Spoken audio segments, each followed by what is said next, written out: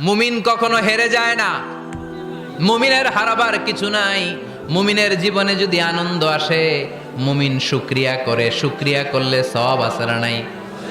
আর মুমিনের জীবনে যদি দুঃখ আসে, মুমিন সবর করে, ধৈর্য ধরে, ধৈর্যেও সওয়াব আছে না নাই?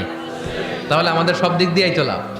আনন্দের দিনগুলাতে শুকরিয়া করব, আর দুঃখের দিনগুলাতে ধৈর্য ধরবো, দুইটার মধ্যে সওয়াব আছে না নাই? এজন্য বিশ্বনবী বললেন, আজাবান লি আমরিল মুমিন, মুমিনের বিষয়টা খুবই আশ্চর্যের। ফাইন আসাবাতহু সাররাউন শাকারা, মুমিন যদি আনন্দে থাকে সে শুকরিয়া করে, শুকরিয়া করলে লাভ আছে না নাই? ওয়াইন আসাবাতহু দাররাউন সাবারা, আর দুঃখে পড়লে সে সবর করে, ধৈর্য ধরে, ধৈর্য ধরলে সওয়াব আছে না নাই? তার মানে আমাদের হারাবার কিছু আছে।